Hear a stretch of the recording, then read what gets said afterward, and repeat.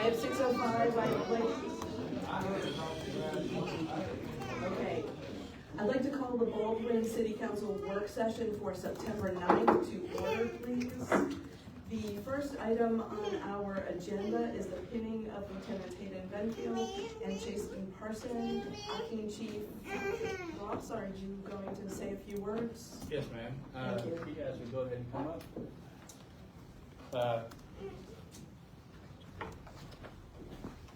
Council. Everybody. So, this is Chasten Parson. This is Hayden Benfield. I've written a little bit, I'm going to say about each one of them. Their wives are going to be doing the pinning. Hayden here, he started his career with Baldwin just over 3 years ago. He immediately hit the ground running and began to establish himself in the fire service. After completing his initial Fire One certification, he joined our department part-time. He also worked full-time with Cornelia before ultimately landing with us full-time. He joined our department full-time. As a firefighter, he went above and beyond the requirements of his job, taking additional classes, attending conferences he paid for out of his own pocket, going to training he paid for out of his own pocket, and many other training events to better improve his skills and knowledge. During his time, not only has he instilled confidence in his fellow firefighters, but his superiors along the way. He stepped up as an acting officer in charge during a difficult time over the past few months. He has established his leadership roles, and through his dedication toward his own career growth and leadership has been shown. The choice to promote him was very easy. Hayden is what we hope to find moving forward to continue to grow and encourage growth in others. So, pinning Hayden tonight will actually be his wife, Ashley. It is his loving wife. She is probably one of the biggest support systems he has had along his path. So, Ashley, if you go ahead and come on up.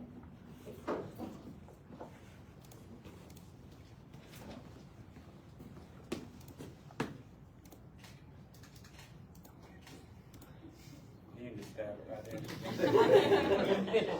Don't stab him.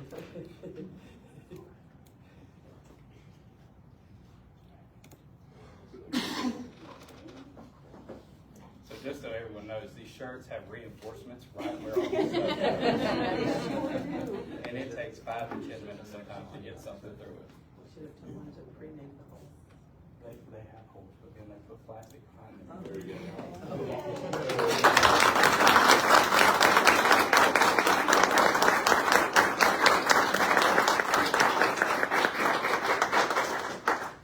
Next, this is Chasten Parson. He actually came to us in May. He's from a much larger department. He came from Forsyth County Fire.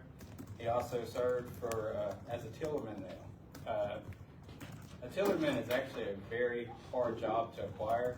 It takes a lot of training, a lot of dedication, and a lot of trust from those that are involved. That's actually the person at the back of the tiller that steers the back end of it. He was also with Hall County for 5 years before going to Forsyth County, so he has a lot of large department experience. Through his more than 8 years, he has amassed several certifications, knowledge in his craft, and a heart of service that will leave wrinkles across the fire service. Since Chasten has joined our department, he has quickly become part of our family. He has stepped into his officer role with an open mind and a vision to help this department grow towards the future. He has begun to really inspire the younger firefighters under his authority to strive, to train, and continue to building in their own careers. His leadership skills have continued to develop and grow. He truly brings a lively spirit to every day and each of his shifts. Pinning Chasten tonight will be his loving wife, Lauren. Someone that I know that he is needed along his side to build this career that to be proud of.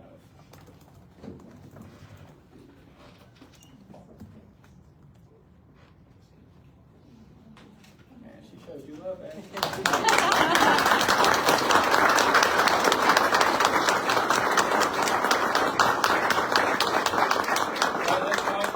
I want to go ahead and congratulate both of you guys. And we really future that you guys are gonna have, not only with this department, but with this community. That's right, that's right.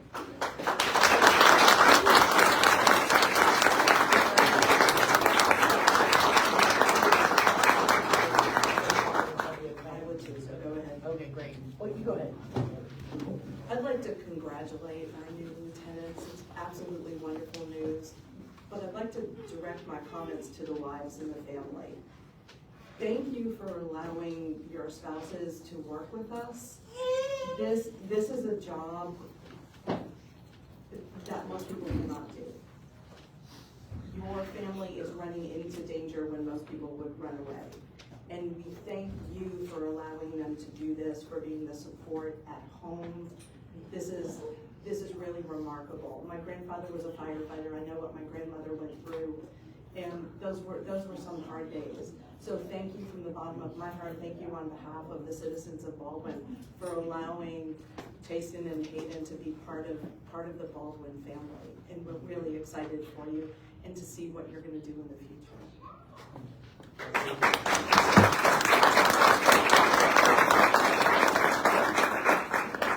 I guess I did. So I personally would like to share how I've experienced how courageous these men are. You know, there was a lot of discussion about possibly contracting with Cornelia for fire services, and that didn't work out. And let me tell you, the courage that it takes to go to your bosses and say, hey, you made me feel bad. You made me feel like I'm not that I'm not stable in my job, that I don't have, this isn't gonna be somewhere that I can stay. And they didn't go easy on me, and it was Chasten and Hayden specifically that wrote letters to me, and they read them out, and we had a discussion. I want to tell you that you all have a fire department that not only are they courageous in going out and rescuing lives and saving property that they're hired to do, but they're also courageous in that they had no problem coming to their boss and saying, hey, you might be wrong, and here's what it is. And we really got through some hard stuff, and I'm immensely proud of them. And I just want the public to know that while my job is also to look out for you and your property taxes, our jobs here as elected officials are also to make sure that the people that are providing those services to you are going to do the best that they can. So I just wanted to personally thank you publicly. Thank you.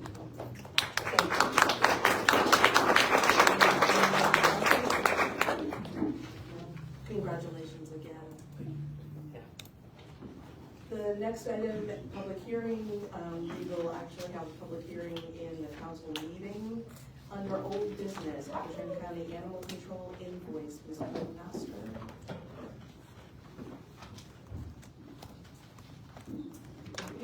Good evening.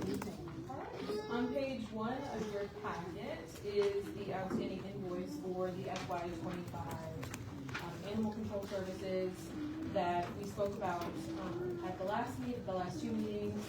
There is the fee is $20,997.88, which is about $1,900 more than we had budgeted for this expense. We have gone through the numbers with Habersham County. These are the correct digest numbers. This is the value that is owed to them. However, we only have that $19,000 available in the current or in the previous fiscal year's budget. So tonight, my recommendation is to use our fund balance to cover that difference for that $19,000. Lemonade stand? Yeah. Lemonade stand, we have not been able to get, Liz has been very, very busy, but Okay. I don't think that's a bad idea going forward. In Anyway. lieu of lemonade, are we okay moving this to? Yeah. Okay, under new business, first item, raw water pump number 1 bill. If you recall, last October, it's been a while, there was a request from city staff for the repair of 2 pumps at the raw water intake, raw water pump number 1 and number 2.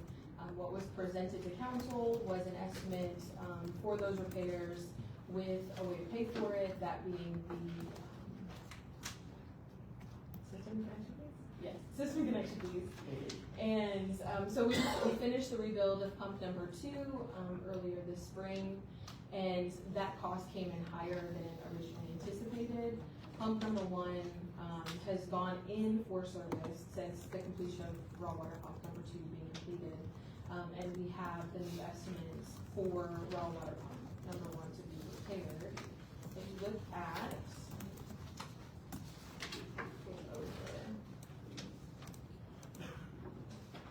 on, I think it's page 12. Page 13. The total cost for the repairs is $151,995.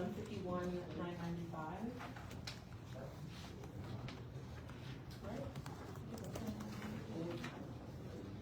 I'm sorry. There was 2 options. We had a rebuild of the raw water pump, which is on page 9, which is 96,280. And, it's page 7. Let me just go through it page by page. Let's Yeah, start we here. can do that. I have confused myself. So, raw water pump number 1, went to Go Forth Williamson. They've torn it all apart, determined how much it's gonna cost, to repair it. They've also quoted us the option to replace it, which is the $151,000. We are recommending that we rebuild it, not replace it. So if you flip over to page number 7, that is the first quote. It's $82,465 to repair it. Initially, we estimated it to be around $58,000, so it's about $30,000 more. However, that first pump that got repaired, pump number 2, was originally $58,425 estimated, and it came in at $72,640. So we used part of the funds from the raw water pump number 1's approval to pay for pump number 2. So in order for us to complete the work on pump number 1, we have to increase the value that we're using from system connection fees. So while we already had money allocated for it, we do need to add an additional $43,880 to the approved amount so that we can complete the $82,000 payments. Does that make sense? How old is that pump? Is it 1980s? I don't think so. Not in '87. It was in the '90s. That one was. Yeah. They had to redo the entire pump station back in the late '80s. So Oh. it'd be mid '90s. Still 30 years old. So system connection fees, for those of you in the audience that don't know what system connection fees are, when we have development that happens here, we require developers, individual homeowners, Mr. Keith is actually, when he put his home in, had to pay these system connection fees. It's what it costs the city to be able to put in the infrastructure, the manpower, all of those things. So these system connection fees, they don't come from property taxes, they come from developers who come here and we don't allow them to develop on the backs of the taxpayers. So I'm wondering if I know you guys are recommending the rebuilding that, but if we're spending $82,000, What does it cost to buy a new one? what does it cost to buy a new? Is the $150,000? Yeah. Yeah. Almost So- twice as much. And so are we spending $82,000 on a 30-something-year-old pump? Or would it make more sense to use those connections? And do we have enough? No. Maybe the approved account. If you look on page 15 of your packet, Okay. adding the $43,000 to that expense leaves you with an available balance of unallocated system connection fees of $76,000. Okay, well, never mind. I tried. But we've had many of these in my 8 years. We've had a bunch of these pumps that have to be rebuilt or replaced because they're just old. How are the estimates off this bad? I'm sorry? How are the estimates off this bad? I don't have an answer Well, to that. it's a year old. A year-old So the estimate. estimates that were originally approved in October, they've now taken the device apart, the pump apart, and have determined what is actually the cost to replace it. Okay. And we're almost a year out from that. So there's, Everything costs. so it's a combination of there's more that's actually wrong with it than initially thought. and then prices have gone up, is that? Yeah, so when they pull the pump, I mean, the pump is actually submersed in the water. So when they pull the pump, the shaft, the motor, when they make an estimation on what they think is wrong with it, Yeah. and then they take the pump, the motor, and the shaft back to the shop, they completely take it apart, they evaluate all the different components. At that point in time, then they can determine exactly what's wrong with it, what needs replaced, so. It is an estimation Sure. that the pump supplier is making when they're pulling it to give us an idea. And unfortunately, there were more things wrong with it, but they would have not known that until they pulled the pump. Why not give a high estimate instead of a low estimate? I don't know, I can't speak for Go Forth Williams City's not here, but I guess that would be the question for him, but I can't answer that question. But that is a great question, though, but. All right, we need to move on, we've got a full agenda this evening. So the item on the floor is to do a repair of pump number 1 using system connection fees to pay for the repair. Are we okay bringing this to the meeting? I mean, we can't pump the water if we We can't can't pump. pump, right, But- right. That's where your water comes from, right? Yeah. So I'd like pump to out of the I mean, generation, we'd like to have water. I had a, yeah, I had a, oh, it's been $12. I have a question. Do they get more than one estimate from like 3 different companies or No, whoever it's repairs the it or one company rebuilds that, it? it's the one company that comes and pulls the pump. There's not many companies That's that what do I'm this saying. type of work on pumps, so the Just city of one. Baldwin deals with this one company.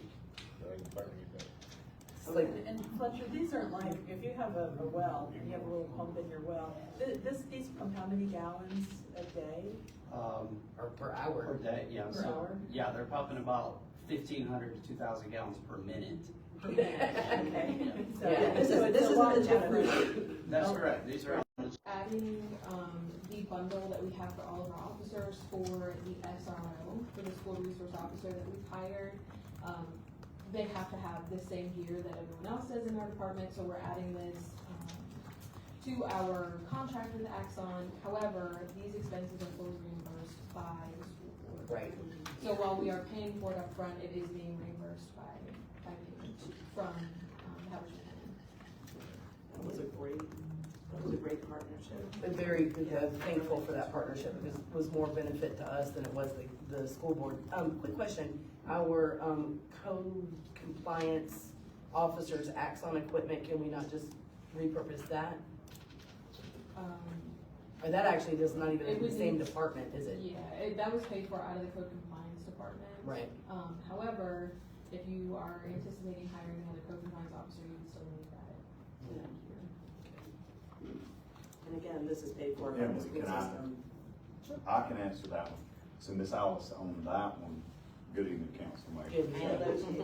As far as using the code compliance officers, his taser and the body cam is actually through a different, it's the same contract, but it's split up. So his storage on evidence.com Oh. goes into his. So it was separated from the PD, so that can cause issues, especially on open record requests. Oh, and were we not moving that particular department back to that position back to the police It department? will fall under the police department, So doesn't that yes. make that? It's still its own department. Right. It's just being the supervisor of that department is, Chief Jones. I see, okay. Thank you, Chief. Okay, are we okay bringing that to the council? Yeah, because the school board's paying for it. Right. All right, probation service contract.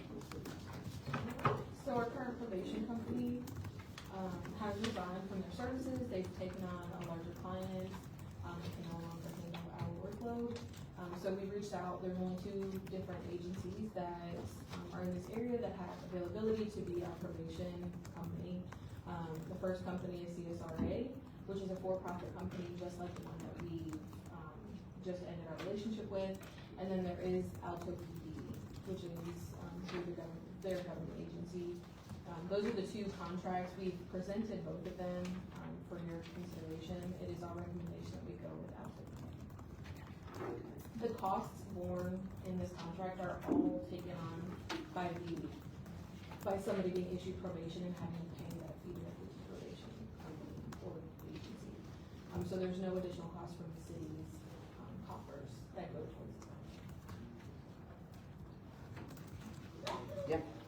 Makes sense. Okay. And the right there. Okay. We're okay bringing that forward. Very good. Item number 5, Neptune 360 software update and upgrade. Oh, man, yes, please. This has been 2 years in the making. Yeah. So the technology that we have for our meter reading was upgraded about 8 years ago we went from manual read meters to radio read meters, but the technology used to actually read those meters is now obsolete. The company that is doing it has moved all of their technology and their data to the cloud, much like everything these days. It is called Neptune 360, but with this technology, it also allows us to, there's a device similar to what we refer to as a black box that we can go out and read 92 days worth of water data from each meter. It allows us to just click that button, the MRX device, it allows us to click that button and it'll pick them all up from the vehicle.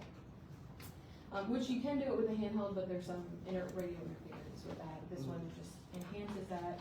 This also pays for the changeover in technology, so we had to buy a new belt clip.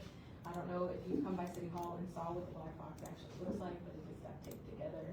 And so we have to replace that, and then we're also working with Delta Municipal to acquire a quote on the technology to put the necessary equipment on our water towers to be able to read the meters daily from City Hall and gives access to all of our water customers their daily access. Wow. So they would be able to see their water data on a day-to-day basis. Every time it's read, it would flood into their own customer account. They can view it, they can be notified if there's a leak immediately. Right. And it also allows us to bill during a month instead of a month behind like Right. we currently do. Which causes a lot of confusion. So- Billing in arrears is confusing Yes, people. it really Yes. does. Which is also why we have the leak adjustment policy that we do, because by the time you're notified of a leak, it's Right. already leaked for potentially up to a month and a half, by Right. the time you see that. So this will help us, that technology that will go on the towers will be a future expense, but this expense is the basic infrastructure we needed to turn our technology over. We did read our meters with this technology, for the first time this month. We only had one small hiccup, and it was based on our utility software, the billing software, not the actual technology. So we are working that out, but we were able to use the old technology to read that route. So the expense for all of the changeover is $22,490. We did budget this expense. Yeah. It was already anticipated in the budget. So on page 35, you'll see the line item that we're requesting that come from. And there, I think there's like $69,000 in this budget and party access. So, correct me if I'm wrong, but we have had to forgive more than $22,000 in water loss from leaks. We had the big leak where there was like a gajillion gallons that went through and we had to write that off.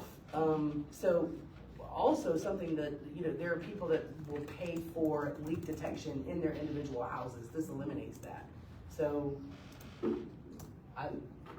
that's gonna save us money and it's gonna save our water customers money and damage. Water's just as bad for your house as fire, it's just slower. So, We okay bringing this forward? Yes. Yes.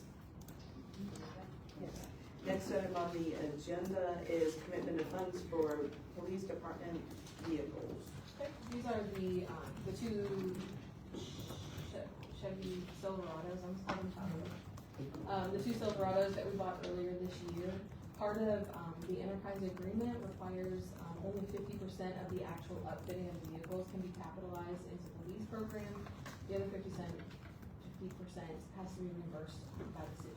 This payment has already gone through. It's my recommendation, because we're on auto pay with enterprise, so that payment has already been drawn. It's my recommendation that we use the same funding that we use to actually purchase these vehicles, which is public safety funds. On page 39 of your packet is the breakdown of the current fees that we have in that fund. The addition of $16,781 will leave us with. the upfitting was 16,000? That's for both vehicles, so it's like half. There's two vehicles, half the cost. The total is $16,000. That's expensive for the upfitting. I didn't realize it was that much. Our upfitting is on, I think it went Yeah. from When we first did the Tahoes, it was like 12,000, 16,000, somewhere in there. And now it was closer to 19. Do we have other vendors that we use? Because I know we had one upfitter and I don't think they're in business anymore, right? So Patrol Outfitters Yes. done some initially, and Yes. then they went out of business. So now we've got, Yeah. Fastenal, which is Luke Brad, so he's local. A local, right, We went to 3 different ones, yeah. and he was by far the cheapest. Some of them were pushing like $25,000. I think I'm gonna get out of real estate and get into, I'm saying police vehicles, right? they look real good, I promise, oh, boy. Okay. You good? Are we okay bringing this forward? Yeah, it's public safety fund, so again, it doesn't come out of the taxpayers' pockets, so I'm okay with that, that's good. All right, item number 7 are millage rate options. Ms. Woodmaster. Page 41 is the breakdown. This is what we typically look at when we're discussing our millage rates. The red column is what this past year's collections were. That taupe brown color column in the middle is what our millage rate is required to be in order to satisfy the budget as it currently stands today. That millage rate is 11.273 for Habersham County and 7.003 for Banks. Then there's 2 additional columns at the request of council. That blue column in the middle is with the addition of a finance director position and a $10,000 allocation for my social media coordinator or assistant, or I don't know what you want to call them, but that position, that allocation is contemplated in that as well, which would increase the millage rate from 11.273 to 11.880 and 7.61 for Banks County.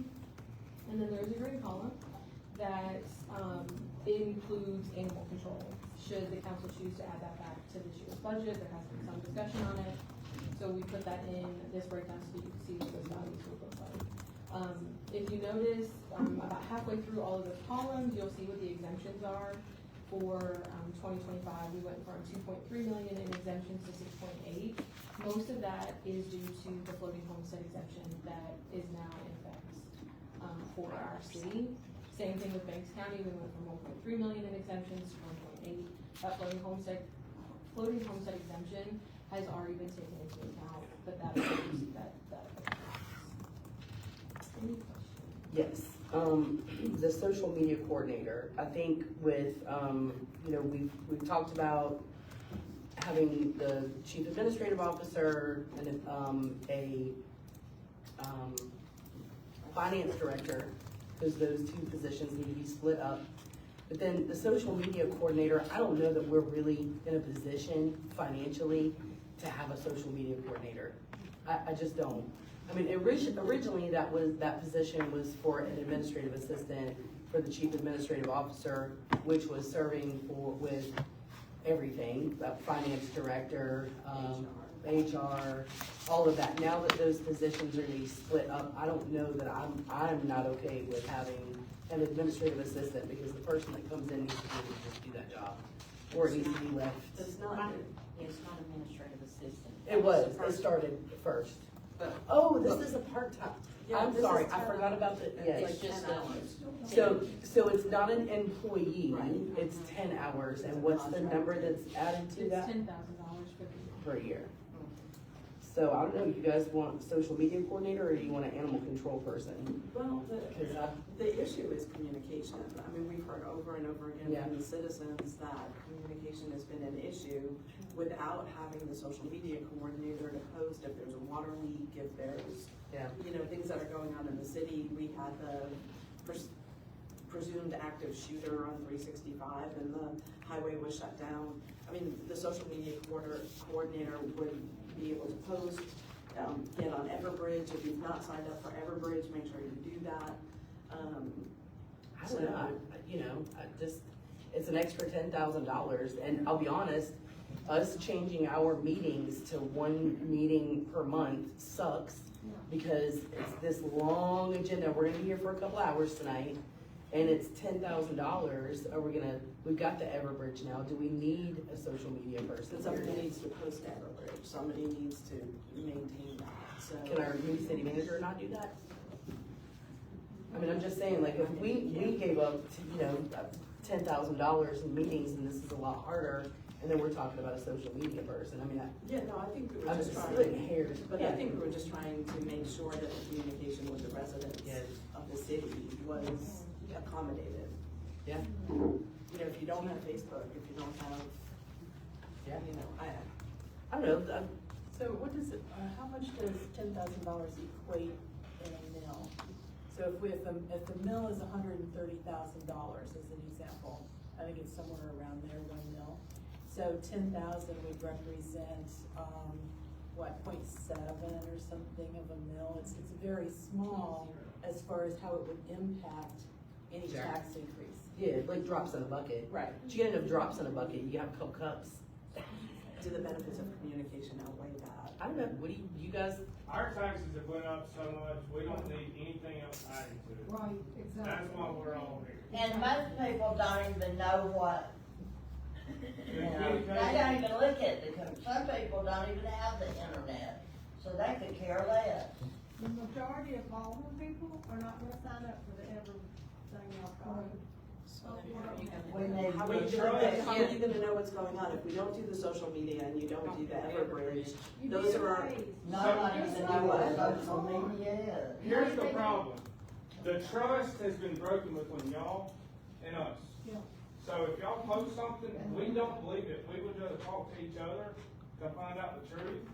Because right now, y'all have dropped the bucket, and I'm sorry, but that's the way it is right now. Our taxes we're paying more than big cities, They wanna be a big city. and that's, okay, so we will But the have cost of public everything has comments. gone up, how would you suggest we When's pay the for it? comment, after the meeting? This is work session. it is work You have to This pay is work people. session, we need to get through the agenda. We have You public probably got a comments. raise, I mean, people want raises, you have to pay for stuff. I didn't know this, I was in the same boat you were until I was up here, I had no clue how things were paid for. Until you're in it and you have to figure out how to pay for stuff, you have no clue, I didn't either. I know how you feel. All right, we need to get through the agenda. There's a place for public comment when we come to the council meeting. there's definitely, I really want for the people to be able to say what they want, but we do have a, It's just you we don't do know have a what place you don't for know, it. yeah. So please, don't forget that, and please stay for that part, so I that you didn't guys know can say either. what you need to. Okay, Ms. We're here to Woodhouse, we need represent get you. through the presentation on this. Yeah. Right. That is what I have, these are the options before you. Yeah. The other option is to further reduce your budget, to accommodate whatever you decide. We've heard from people that they want animal control back. Right. I mean, I do You know, too. Everybody wants everything, but don't wanna pay for Well, it, that's the trouble. I understand that. You want services, but don't wanna pay for them, I mean, it's not rocket science, No, it's real I mean, simple. the corollary is But that's people. what you have to explain to people, because I was in his boat until I got into this position, and it's like, oh crap, how are we gonna pay for all this? I mean, there are a number I of people. understand what he's saying. I Yeah, mean, but the corollary to that is that there are a number of people who've reached out to me that said, I want fire, I want police, I want code enforcement, and I'm going to pay taxes That's right. for it, It- so. Animal control is a public safety initiative, right? Could that be, that would be a question, that's public safety, right? Of course it is. Yeah. Can we not move this to public safety funds? does Habersham not have animal control? They charge us. They charge us. So that's one of the, I've been on, I've been on this hill, me specifically, for Yeah, years. all right, Yeah, go ahead. years. So, so I'll just go ahead and tell you. So Habersham County, even though you, as a Habersham County resident, Right. you pay property taxes, they got a little shell game that goes round and around, and I'm not gonna blame it on the people that are currently in office and not their, it's service delivery, is what it is. Service delivery was negotiated in 2018. I was brand new on the council. It's coming up again in 2 years. So that service delivery is also, like I said, a shell game. So even though you guys are paying in Habersham County for animal control services, and the way that they've got it set up is that the cities have to subscribe to that service, and they base it on population, which is what we had that discussion. So that said, again, service delivery negotiations are coming up again. I'm not as green as I was in 2018 when I first came onto the council. So there'll be a lot of things that I think will change with that. But for now, we are having to subscribe to that service. So, At one point, though, we weren't subscribed to that. no, service we have gone because all it back and used to forth be and back and like, forth. If you called them and you said They you just were said, no, involved, sorry, they'd say, right. sorry. Now, one thing that is the benefit is that Banks County residents, which we've got about 700, in the city limits, do benefit from the animal control service. That is subsidized by Habersham County residents. Cornelia doesn't have to pay in, and neither does Clarksville, and I don't think that their residents understand, oh, we're not paying for anything. No, you just paying more than your fair share, so you're actually subsidizing everybody else. Right. So, I want our property taxes to be lower. We're in the pot with you guys, right? So if it's a public safety initiative and we can move that to our public safety, funds, which come from the camera that everybody, was really upset about, that's calmed down thankfully. That's not always a sure thing though, because the point of having that camera is for compliance. Slow down in our schools, Oh, I zone, agree 100% right? on slow your bus down there. Yes, but especially if they're 10 feet from the road. But the benefit is that there's some relief to the actual property tax payers through that. So I don't know, what does council think? I mean, it's $20,000 and it can go up, what, 4%? Mr. We go Samuels? one, it's based on our digest. Okay. So it's not based on usage, it's based on population. On population. It's a formula. They tried usage before. We've been through several formulas in my years. The In current my 8 years, formula yeah. is based on the county's incorporated version of the digest and population. Yeah. Yep, so I don't know if, I would like to move that, so we can. You wanna move it out? Or what do you mean move it? Yes, if, I would like to deduct, Provide the service with your public. thank you. There If, we go. if legal gives us the okay, so. That's what, All right. I can tell you what the statute says, but we have to do some more comprehensive analysis to give you the. Yeah, so we don't have an answer tonight, but by the next time we have a public hearing on the millage rate, Certainly. we should do it. Can I just ask one question on the public safety funds? I mean, we make I think the fire truck payment comes from that. We just spent $16,000 out of that to upgrade the cars. Do we have enough of a balance to know that those funds will be there when the bill comes due? I would have to look at the trend. And you have a list of the projects here. right, so committed And what funds, is already spent. committed. Yeah, page 30. All right. Anything else? No, I think that was pretty much it. It was the social media and the animal control. I mean, have you all heard from residents about animal control? Because I know I have. Yeah, everybody wants it, but like Councilman Keith says, it's, Everybody wants it, but nobody wants to pay for it. But not having it. we had residents come and speak at our budget hearing. It's a that- problem, not Yeah, that. Right. And then our police, I mean, our chief has had to dispatch a dog, unfortunately, that, I don't know. Yeah, you're I've not only ever set up had for one dog animal shot, control. I've never shot a dog. Our, so. our PD is not animal control. No, and if our officers go out, they're not trained. No, to we're handle state it. certified. So they Right. will, if it's a threat, they will neutralize it. And at that point, a lot of people get upset. But that's how Banks County Sheriff's Office handles all their calls. Right, well, and that's how my dog ended up getting shot. She, was because Banks County Sheriff's Department told my neighbor, yeah, if the dog's on your property, you can shoot it. She wasn't biting anybody, she was a 20-pound puppy, shot her dead. So yes, I would like animal control as a Banks County resident. it's a huge detriment to my officers, and it puts them in a dangerous position. It does. Without animal control, and I've been called out of bed at 2 in the morning. I've come all the way to Baldwin for a dog that supposedly had rabies. And there's a specific protocol for how a rabid animal is supposed to be handled. I was gonna shoot it. And so, but then where do I dispose of that? I ain't got nowhere to dispose of it. And if someone gets bit by a dog in the city, there's a state protocol for how that's supposed to be handled. And that dog has to be quarantined at a state-approved shelter.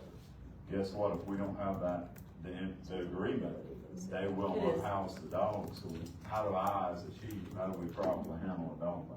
Well, then the city's stuck with that. Right. too. That's it. And I'm really, again, I'm gonna remind you guys that service delivery negotiations are coming up, and they're gonna be very important for, delivering services and working with one another. And I really do think that, the cities and the county have a much better relationship than they did in 2018, and that's gonna be very important for sharing these services, which is ultimately going to relieve the burden a little bit from us individually, but everybody else too. We're all in it together. Many hands make light work. So hopefully, we can pay for it with public safety funds, if that works out, until that negotiation happens again. But you also need to keep the pressure up on the counties Yes, as well. yeah, for sure. Banks County needs an IGA Yes. with Habersham County to Right. provide the services. Oh. I mean, there are Yes. things that have to happen. I'm so glad you said that, because one other thing that came from the incident of my dog getting shot is that are we now at the point where we can start hearing the animal control? We've not heard from them. Okay, so the animal control wants this so that instead of these citations being heard at the county, they'll be heard in municipal court, so we also get the revenue for that to help pay for this. So, it's coming down the pipeline. Okay. Okay. Item number 8, 2025 Fall Festival Entertainment District Resolution. This is the same resolution that we have presented to council the last couple of years for our fall festival to allow our local Los Cerritos Mexican restaurants to serve alcoholic beverages alongside their food. It creates an entertainment district in the festival area. I wish I had like the points to tell you, but Yeah. We know what you. There's Park and. Yeah, there's a certain area where they're being, and they can't go out beyond that. It has to be in the marked cup And Los Cerritos said if, they are willing to do this again for us if we pass the resolution. So, yes, that's excellent. They've been wonderful. Those margaritas are good. and they're gonna do tacos and. Tacos and both, yeah, all their things. They're happy Yes. to do it. They've been a good community. They Are were. we okay bringing that to? Yeah. Yes. Yes. All right, next item, we can struck the Buddhist temple annexation and zoning, US 441 water main repair bid resolution. All right, the 441 water main, this is the Yes. main line underneath Highway 441 that, broke back in February. And we finally got the approval that we needed from Department of Transportation to pour the road.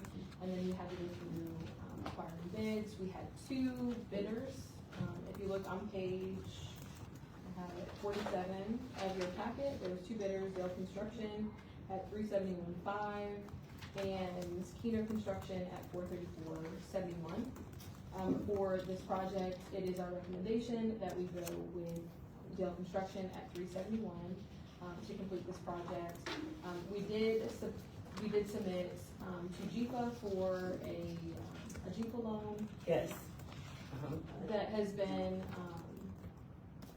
approved from JIFA. They're just waiting on our acceptance of that JIFA loan, which we can't do that until council says that they are in agreement to take on that additional debt. The way that it is currently, the way that your budget currently sits, in order for you to take on this new debt, you will have to increase your water rates in the next year. We're in the process of doing a water rate study with BMI. to determine what that will look like, and contemplating this additional debt that we have, to take on. Because there's also another GFA loan that we're pursuing, that 1.25 million for the solid ceiling building, that will contemplate in that as well.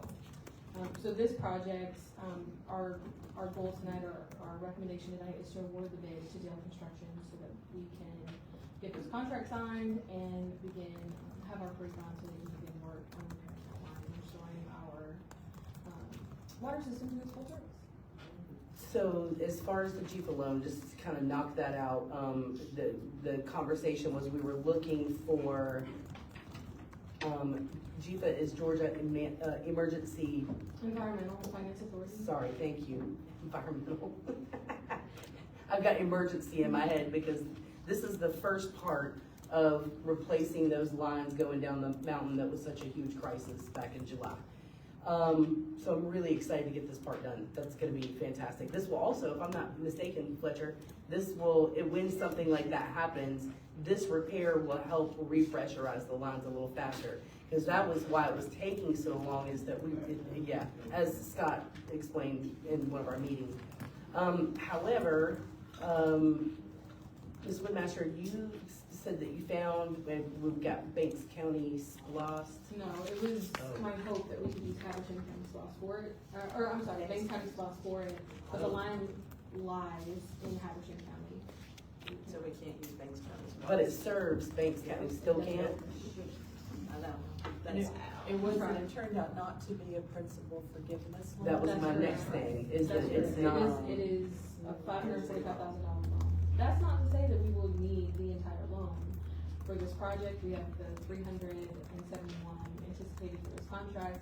I believe Mr. Hoffman, if I'm not mistaken, is around 71,000 for the project support costs for the design, engineering, and project management, for that. So it would still be, if everything was according to plan without any change orders, that's about $80,000 less than the loan requires. So our hope is that we will come in under that. However, the loan that we requested is $545,000. Well, I'm glad that the bids came in significantly lower, but, so trauma will make you look twice at something. And while it's fantastic that Dale Construction out of Maysville came in at $371,500, the problem to begin with the lines down that mountain is 65 years ago was substandard construction at that time. So with going with this lower bid, what are we looking at as far as quality? Like This is why? the one at 441. Yeah, I know. I'm just saying that's caused enough trauma for me to look at this Why are they? like twice. Why are they, right? So like I don't want, while I'm grateful for a lower bid, we know Keener Construction does stuff for us all the time. We know that they do good work. They know our water system. Is it worth it? There's a letter from EMI that analyzed both bids, Oh, good. and it's on page 30, or is it 45? So it's this way. Why the significant difference? Right, and so they analyzed both bids, they looked at the accounting, and they said, we see no reason not to award it to Dale Construction. So as they looked at the pricing, it was the same materials, the pricing was different. So go with the lower bid to save the money. And you can see the side-by-side comparison on page 47. Yeah, I was looking at that. And that's just to run the So water it's line the same under road. materials that they're using. And what are they doing now? They just running the water line under the road, under the creek. It was already there. It's repairing that. Oh. Replacing it. And it's been out since February? The one that goes under 441, Yeah, yes, ma'am. it's been out since February. Right. Yeah. How far does it go, you know? Fletcher. How far does that go, Fletcher? I can't remember the exact linear feet, but it's the bore that goes under 441 by Dairy Queen and comes across at the intersection. Yeah, okay. That goes all the way down past Stu and Q. That's a continuation of that one. Okay. Are we okay bringing this to? Yeah. Yes. Okay. Next item on the agenda is Bureau Veritas of North America contract amendments. I was requested to go to our current building inspection company to request what it would look like for them to take over the building and planning division of, our city clerk's duties, to realign some additional duties at City Hall. Our current provider, Bureau Veritas, has been our contractor for the last 6 years. We started with them in 2019, and I reached out to them and asked them what it would cost for them to take over that part of our building and planning department, as well as zoning administration. So what currently happens now is if somebody wants a building permit, they go to City Hall, they sit down with Erin and determine all of the steps, all of the things that are needed in order for that project to get off the ground. She manages that project file, issues the permit, issues the COs, calls in the inspections, does all of the work behind that issued permit. What this does is it shifts that responsibility over to the contractor, so the contractor takes over, they take in all of the permitting applications, they review it, they determine what's needed, what isn't needed, any adjustments that need to be made. They would call in the inspections when they're ready, their entire agency would do that work for us so that we don't have to do it. The cost for that is revenue share, which is something that we discussed with them a couple of years ago as well. It's a 70-30 split, so they would take 70% of whatever the building permit fees are collected, and then the city of Alden would maintain or would retain the 30% that is remaining. There is some coordination with City Hall and with the city clerk, just to ensure that things are happening the way they need to be, and also so that we can pay them for their services. So the payments would still be happening at City Hall, and then we would be reimbursing Bureau Veritas for that work.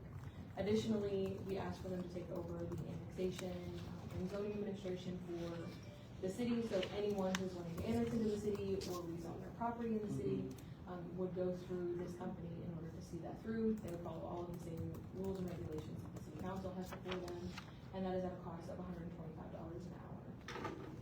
Does sound like a lot, however, does not happen often for the city to engage, or for us to engage in rezoning or annexation. It's not out of the realm that there could be 7 or 8 in a month.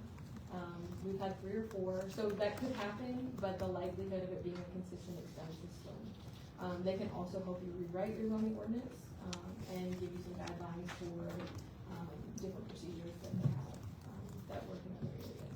So those are the 2 amendments to the current contract. Everything else is remain the same, with the exception of instead of it being $140 for 2 hours. It's $70 an hour, but a 2-hour minimum in order for them to come out and do inspections. Instead of having to go through all of that work, it's just a straight 70-30 split for that entire Okay, so that kind of, yeah, I see what you're saying, yeah.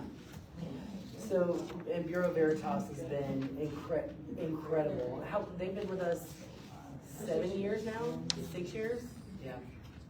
I've reached out to, I had back then had reached out to several of the cities that they just kind of doing some reconnaissance, and they've got a great reputation. They don't cause trouble with people. They don't go in with a God complex, and it's good. Are they okay with our current fee schedule for the 70-30 split, or are they entertaining having to change and use that up? They have evaluated our building fee schedule for both residential and commercial, and they've also looked at the other fees that we have associated with annexations and zoning, and they also have, they've looked at our workload. So they've examined all of that to prepare the quote that they have in this contract. Yeah, it's great. We okay bringing it forward? Can we don't have to change this right now. Can we keep this for the next meeting, or is that impacting the millage? I just would like to read the contract. There's no, it's completely up to council. So we'll have to wait until next month? I mean, October? Okay. I mean, is that gonna adversely impact us if we bring it later? Cause I'd like to, There's just it's a an delay. important thing. It sounds great, but. One of the problems with jamming all these meetings together. Precisely. You have no time to review. Right. So that's just, it is what it is. Yeah, I see no issues. I mean, we're operating on the way. Okay. So we'll table this until October? Yeah. Thank you. Okay, meter installation installation project at PRV number 5, Old Highway 141. This is just an update. We were hopeful to have final numbers for council to consider. However, we have Public Works Director Barnhart has gone out and secured an estimate. It's looking like it's going to be around $30,000. We have not finalized those numbers at this time, but what that would allow us to do, we have talked with Banks County about the bottom section of our mountain system, which is what we affectionately call after PRV number 5. And those customers, we want to be able to evaluate what water usage they actually have, what is being utilized, if there's any leaks that are in the system that could be recovered. This is the perfect place to add this. We know exactly how many customers are on that line, and we'll be able to compare meter reading data with the meter installation, this meter that was installed with that data, to determine how much water usage is happening at the southernmost part of our system, to determine if it is a viable option for us to interconnect at some point in the future with the It'll also help us understand how much water, because I think, well, we know how much water we're losing down the mountain, don't we? Not the entire mountain. Down, yeah, The right. whole- Yeah, just not that section, so we're isolating that section of the system. Yeah. So that's gonna help us understand a little bit better where we're losing that water, but we're talking like 200,000 gallons a day. That is a crap load of water that the enterprise is paying to process, that we could be reselling as a revenue generator. So I'm really, really excited. This is also another piece of that, working those lines down trying to get that disaster fixed. Do we know we're losing that amount? Do we I mean, know? down the mountain, yes, 2,000 gallons a day? 200. 200,000 gallons a day. And we know that's a fact. That's a crap load of water. Yeah. It's not that section of the system, it's the entire. It's the entire. south side of the water system. Awesome. Okay. But our hope is to have it in the next meeting for consideration. Awesome. Very good. All right. Next item on the agenda is Banks County Floss, IGA. So we have the IGA for Floss that is with Banks County. The only two impacted cities are the city of Baldwin and the city of Maysville. We have talked about this for the last 2 months. Well, really, the last year, Yeah. since this has come up. But we had a meeting back in July with the county and all of the cities to determine what this proportionate share would be. Based on the conversations that I've had with Chairman Griffith and the document that is before you tonight, these numbers are not what we had originally anticipated or discussed with the county. So if you look on page 73, it has a maximum allocation box that says what they will give us from the floss collections from the county. So for the city of Baldwin, for tax year 2026, which is the year coming, the maximum allowed from the county to the city of Baldwin is $235,000. As it stands today, if you go back to the millage rate options spreadsheet in your packet, you'll see that with no changes to your budgets, the way that it's currently presented, the city, the Banks County Baldwin residents would be paying $233,000 towards the general fund. With the proposed changes, the most that they would pay in that blue column is $259,000. So if we were to agree to this tonight, then you would have a millage rate for your Banks County residents equaling that $30,000. I don't know what that value is in a mill, but you would have a millage for your Banks County residents should you adopt this. So what are they doing for us now? Floss is the floating local homestead, local option sales tax. So last November, the state had a referendum for Floss, which is the floating homestead exemption that is coupled with so there's a floating homestead exemption, and then if all of your cities and the county have this exemption or a version of this exemption, then you're eligible to go after another penny in local option sales tax, which is what they're calling the floss penny. So since all of the cities in Banks County have agreed and the county has agreed to the homestead exemption, they're eligible to pursue this additional penny for Banks County for Banks County residents. What will happen with those collections, the same way, similar to the way that SPLOST is divided out, there's an agreement between the cities and the county to determine how much of that pot goes to each entity. As it stands today, this is a brand new local option sales tax. So there's a lot that we still don't know about it, that we're concerned about, but we are moving forward with it with regard to Banks County. And the local option sales tax, that additional penny we're agreeing in this agreement, we're agreeing to divide it out. The way that they're proposing that it's divided out is that Baldwin and Maysville will get this maximum allocation for each of these years, and then the city or the county would get the remainder of those collections. So for example, if we were to collect $10,000 for the month in local option sale, and this local option sales tax, 5,000 or 8,000 of it would go to Banks County, 1,000 of it would go to Baldwin, and 1,000 to Maysville. That is not the accurate breakdown. Right. But that's just the example, that if that is collected, there's a part going to Baldwin, there's a part going to Maysville, and then the remainder goes to the county. The reason that the other cities are not impacted in this agreement is because they don't currently have a millage rate, because either the lost from Banks County entirely rolls it back, or they're lost from another county entirely rolls it back. Right. There's six cities and only 2 are impacted. Thank you for breaking that down for us. I think we understand all of that language. I don't know that I didn't figure you did. So here, basically what it is, that House Bill 581 was passed. All of the cities and the counties all agreed to participate. House Bill 581, 2 parts. One says your property assessments are only gonna be able to go up so much. You know, our property values have skyrocketed with COVID and low interest rates and things like that. This would only be, your property values would only be able to go up with the consumer price index, which is whatever, 4 or 5%. The second part of that bill is a sales tax penny. A lot of people that have problems with sales tax pennies is that governments go and build a bunch of buildings and they're like, oh, look, it's free dollars. It comes from people that are shopping here, but then you gotta go and maintain that. The difference with FLOST, flexible local option sales tax, is that this is not dollars that we get to go and build capital improvements with.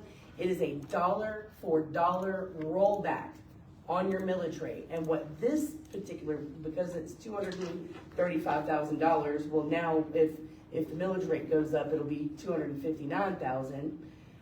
That's gonna wipe all of that ad valorem tax. We don't have to pay that. If the voters in Banks County choose to go ahead and add that sales tax penny. So what that looks like is that $235,000 that comes from our property taxes, from our ad valorem tax, instead of us paying that's money that comes from people who are shopping, and that wipes that out. Unfortunately, we're sort of a day late and a dollar short. I did speak with Chairman Taylor, Chairman Griffith, a couple of times today, and he said that the way he understood, he asked this question a couple of times, even if the city of Baldwin doesn't sign the IGA today, we're still gonna get the $235,000. That's actually not true. Nope. It is a proportionate part of that, and if we don't, and we're up at the deadline, then, and they don't need our signature to put it on the ballot, which is the deadline that we're up against, is putting it on the ballot for November, then we're just going to get a proportionate amount of what Maysville's getting, which is like 30,000, whatever it is, 36,000. They have like 1,100 residents. We only have 700. So our proportionate part would be of that $36,000. So if we don't sign this tonight, then my understanding, and you guys correct me if I'm wrong, there's no time to go back and renegotiate that. Additionally, Maysville has already signed their IGA. So they've already done that. Say what? They got it the same time we did. They got it Friday. Yeah, and I believe they passed it last night. Yeah, they passed it last night. So my fear is that if we are, sitting around and not negotiate and trying to negotiate it, we're gonna be left left behind, and we're not gonna get at least the 235,000. I mean, I'm disappointed. I would love for that, to not have to pay that tax, should it be, you know, as a property tax payer, I'd love to not have to pay that, should the voters choose to pass that, but. So it's nothing physical, is it? It's just all paperwork, right? The money actually comes in from the shoppers, and then that comes into us from the county. Like lost. So Banks, Habersham County's lost penny, and this is actually where this House Bill 581 came from. Habersham County doesn't get lost, that goes to the school system. So that sales tax penny, you guys in Habersham County don't get the rollback like we do over here in Baldwin. If you look at our millage rate on that paper, you'll see our millage rate in Banks County is way less than Habersham County. That is because of that lost penny. We renegotiate every 5 years. 10 years, is it 10 years? These things need to go like 5 years. This was 5. These 10 years is too long for all of these things. But anyway, so, you know, so it's, you know, yeah, so it's rollback. Yeah, I don't know how many times when I can say it, it's contingent upon the voters approving. It is, that one thing. yes. And then the other thing too, though, is that with that, we can't roll it back into a negative, like they would, as if they would owe us money. So it has to be like either, you know, like dead zero, a wash, or, you know, but it looks like we're actually gonna still have like $18,000 that we're gonna have to ask Baldwin residents in Banks County for if we increase the millage rate. You signed this agreement as presented. Yeah, and that's what I mean, yes. Am I wrong on any of that? If you sign this agreement as presented, Yeah. you're capped at those numbers each year. Yes. And if we don't sign it, is it too late? We are communicating with the attorney for Banks County, and with the attorney for Maysville. I think it is, we would like the opportunity to Yeah. Attempt to negotiate this so Okay. that the citizens of Baldwin can appreciate and receive Yes. the full benefit of what we believed that Yeah, we've negotiated. yeah. And so we're attempting to work Okay. that out. Okay. Now, I mean, I would be willing to, and I don't have to pay for a special called meeting. It's $100. I'm not asking for that. And I don't know how the rest of the council feels, but if we took whatever time we do physically have and then had a special called meeting, I'm here for it. I mean, $18,000. I've been over here crying over $10,000 for, yeah. Okay. I'm Are we good with okay that. bringing this to the council meeting? Yes. You wanna vote on it? No, We I wanna wanna. table it. We wanna We can table it table until it. we And you get, would call a meeting. yes, and do a special call meeting. Yeah, I'm on board with that. $18,000, absolutely.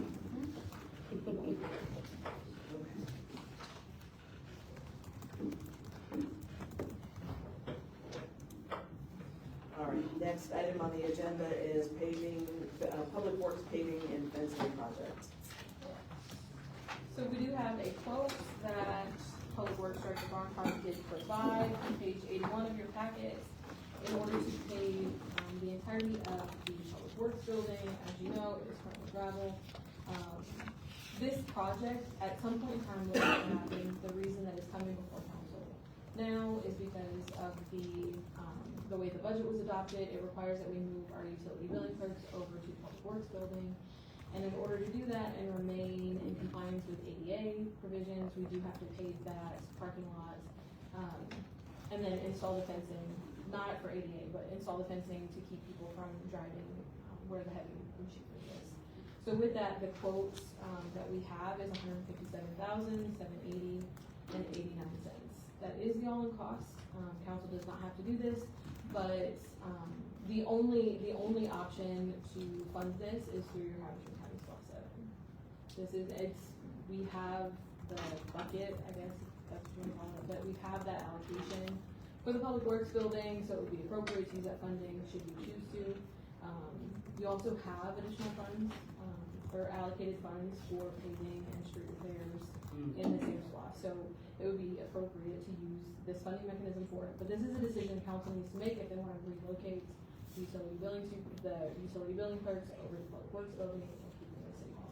If you keep them at City Hall, you may not have to incur this expense at this moment. But the project still has to be finished at That's some correct. point. We have the brand new building, but there's still gravel around the building. We don't have a hard surface yet. And And it's only getting more expensive. And the whole reason that we even were considering moving utility billing to the new public works building is the discussion that we've had even with the public about selling City Hall. City Hall sits on prime commercial real estate and it's not earning any no taxes from businesses, which is what so with that idea.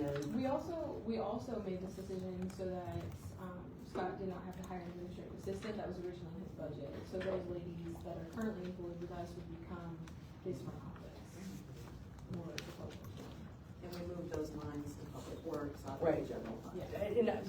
Yes, and now with all of that said, I do think that the public would probably appreciate that our utility billing folks remain at the City Hall until it's gone. I mean, it's a very convenient, everyone's used to it. I know our utility billing people like the physical location that they're at, so I really would like to leave those positions, or those folks that serve in those positions at that particular location for as long as we physically own it. How about up in the Cumber up there? Is there a timeline for the paving project? What do you mean? Like for us to get it done? Yeah, I mean, if we were to approve this tonight, then it has to go out to bid. We've been looking at, what, 60 days, 90 days? Yeah. 60 to 90 days. That ought to be prime property, shouldn't it? Or to buy something, how much you sell it for? Any ideas? Weather's good, but still good at the end of the year. Has there been any interest in the City Hall building? No, but that's off topic, I'm sorry, Jennifer. Okay, are we okay bringing this forward, or are we? So we don't have the bids, but this is what, This is the quote that It's Scott just- obtained. oh, gotcha, okay, I see. And we would be able to pay for this out of SPOS. I think it's just my It's all voice. in the mix. Yeah. Everyone is talking, it's I don't, guess I never really necessarily need a mic. Okay, are we okay bringing this to the meeting? Here? I'm okay with it. Yes. Yes, Eric? Yes, okay. Martin, thank you. Acceptance of Oak Terrace utility easement and water line acceptance. Alright, this is the project that came before you a couple of months ago. This is the water line in the Oak Terrace development off of Duncan Bridge. They have completed all of the necessary changes to the water line relocation, so that it's in the tank with a dedicated easement, which is what is before you tonight. Also on that plat is a little blurb that says the water line to be accepted by the city of Baldwin. So accepting this tonight would be accepting the record easements and then also the water line that is in the utility easements as ours. They have they've presented all of the necessary documentation for this. They've also secured the necessary maintenance bond to ensure that it works. All making money off of it? Water sales? Yeah. Are we okay with this? Yeah. It's been a long time. Yes, plus I think they actually lost the contract. They spent a lot of time, a lot of time and money, Yeah. applying with what we asked, so. Yeah. All right, so we're okay with all that to the meeting. All right, announcements. Public notification through Everbridge are now live. You can sign up using the QR code on the back of your September water bill on the city's website or at City Hall. Item 2, residents, business owners, and other city stakeholders are invited to complete the survey for the 2025 comprehensive plan. Paper copies are available at City Hall, and a digital version is available through a QR code at City Hall and on the back of the August and September water bills. Item C, raffle tickets for the Shop with the Hero gun raffle are available for purchase through Baldwin Fire and Police Departments. Tickets are $10 each, and the drawings will begin December 1st. If 10 tickets are purchased at once, the purchaser is entered into a bonus drawing. Yeah. Next item, join us for Darren's Theater at the Top Yard on September 26th at 8 p.m. for free screening of Lilo and Stitch. Bring a chair, a blanket for a night under the stars, where your friends and family concessions are available, with all proceeds going to Shop with a Hero. Lastly, the 8th annual City of Baldwin Fall Festival will be on October 18th from 12 p.m. to 8 p.m. at the Top Yard at 110 Airport Road. Enjoy live music, local crafters, vendors, food trucks, and a closing fireworks show. As always, admission and all activities are free, thanks to the generous sponsorships and donations from local businesses and community partners. If you wish to be a vendor, you can see me, we have the application, I'm happy to send you one. That's it. Okay, can I have a motion to adjourn the work session? So moved. I have a motion from Councilwoman Gunter, I have a second from Councilman Keith. All those in favor? Aye. We're adjourned just for about 10 or 15 minutes, and we'll come back for the city council. Is Martin on? Martin is on the phone with Yeah. us, yes. We're gonna go with the LCD. He just said, yeah. He said yes.